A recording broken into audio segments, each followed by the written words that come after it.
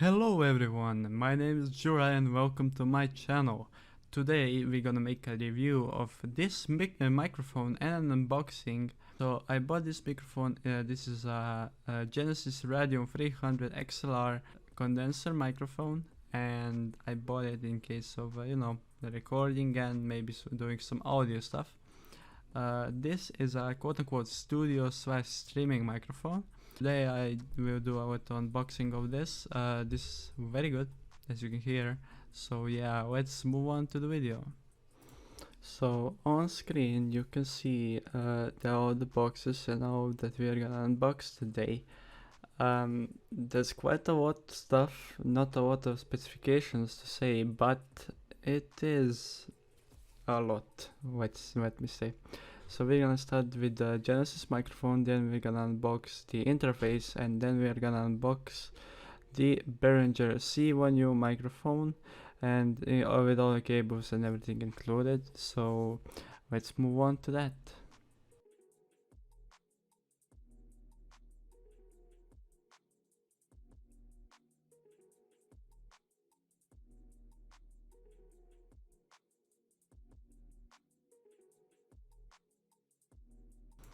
Okay, so first we're gonna unbox the Genesis microphone with an audio interface and an XLR cable, then we're gonna move on to the Behringer C1U microphone. So Genesis has only one XLR microphone, which is this one. Genesis is known as a gaming product company, and it has, I think, 3 or 4 microphones, maybe 5, I don't even know. But let's talk specifications. So this microphone has a bit depth of frequency response from 30 Hz to 16 kHz or 16,000 Hz. Microphone sensitivity is at -38 decibels. It's a XLR, like I said. It comes with the microphone stand, a pop filter, a wind cover, or the foam pop filter, however you call it, and a XLR to 2.5mm jack cable, or mini jack, whatever. The cable length is 250 centimeters or 2.5 meters. The pollen pattern is also cardioid, and it's a condenser, like I said. So compared to what you get in the box, there is actually a lot of stuff compared to the Behringer. Everything seems good quality. The pop filter is very strongly and very well made, with kind of a metal feeling, and it won't fall down or anything. The boom arm is made out of metal completely, and the desk clamp is also made of metal. Also, as far as I didn't know this, but I don't think there is any rubber for protection, so that maybe be problem if you don't want your desk to be scratched a little. It has a little screw on the clamp for holding the stand in place, and also has a screw for the microphone or for the shock mount if you have one. This microphone comes also with the shock mount and the microphone itself. The cable is also very well made. Sadly, it's just a XLR to 3.5mm, but it does the job very well, so that is not a massive problem. You can plug this microphone in the phone, and you get also a little splitter, like I said, where you can plug in your headphones and the microphone at the same time. So it's multifunctional if needed, of course.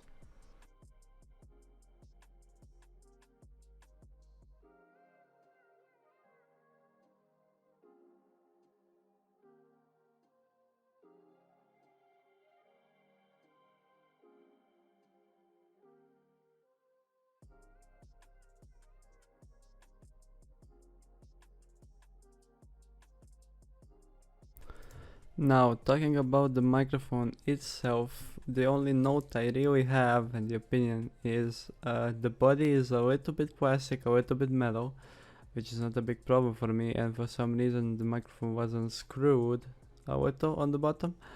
But It's not that big of a deal. It's solid microphone, feels well. It's very small, which is good, very compact, and that's really it mostly.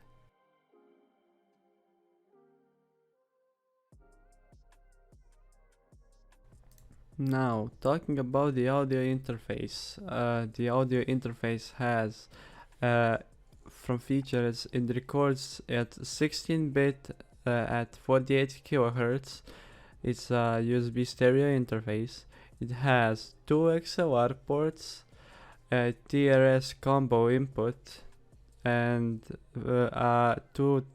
two high Z guitar and bass inputs at the back. It has a mic preamp of 48 volts, which is a phantom power, and the line is switchable at the back.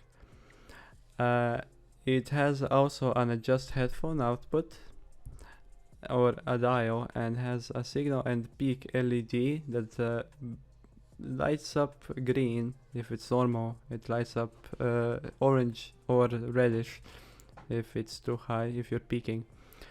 It has a full duplex with ISO drivers. You can also get special recording software with it if you send the receipt to their email. It's a USB powered. It's all USB, no plug from the outlet or anything. It works on Windows XP, SP2, Vista, Windows 7, 8, 10, Mac OS or Mac X. Now, talking about the Behringer, there's also nothing special to say. It's a cardioid polar pattern. It's a USB microphone. It's a full metal body. The sensitivity is 136 decibels. In the package you just get the microphone and the screw for the stand, nothing, and the USB cable, and nothing more really. The frequency response is 40 Hz to 20 kHz. It's a little bit more on the range compared to the Genesis, but it has a 10% more, well, not the 10%, just 10 Hz more on the low end.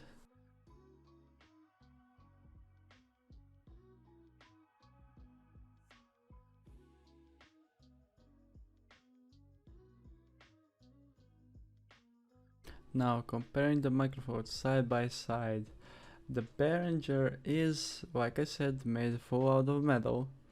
It's also a bit heavier than the Genesis. The Genesis is way smaller. It's a little bit made of plastic, and but mostly is metal. The grill is metal, and the body is metal. There's just a little bit of maybe thin sheets of metal that I could just compare to plastic, but I don't even know. The sound difference is noticeable, definitely, because the Behringer needs to have the audio interface or the converter in itself. It adds on weight, and you don't really have that much options. But on the Genesis, it's way smaller, so it is more compact, but it is, like I said, the frequency response is a little bit lower. Now, assembly of the stand and the clamp and the whole microphone, the shock mounting, everything is pretty much straightforward. It's not complicated, it's very easy actually. It's sturdy material. Yeah, like I said, here's a little time lapse of me setting it up, but it isn't really much that complicated. It's just clamp to the table, arm in the hole, and screwing up everything, and that's basically it. Nothing really time consuming or hard. It's just maybe how do you want to run your cables through, but you have that little strap for it, so it's not that big of a worry.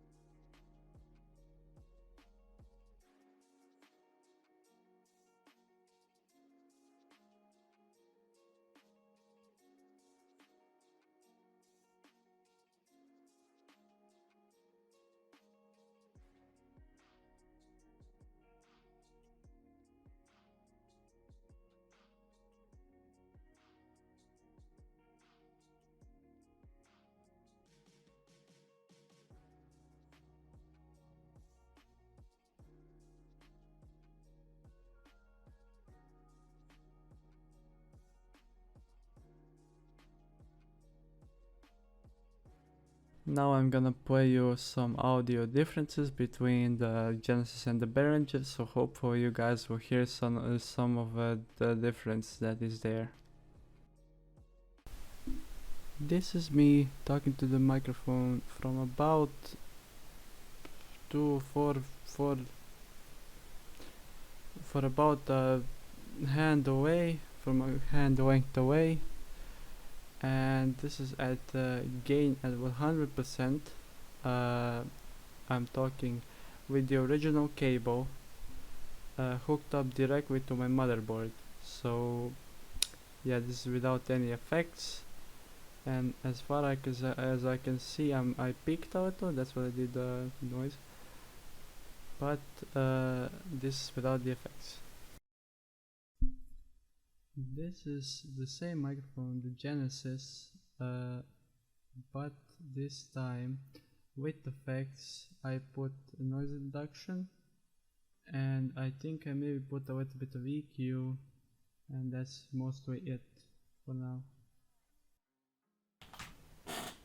This is me talking to the Behringer C1U, also the same one hand length from my mouth. This is without any effects, and sounds pretty good, not gonna lie.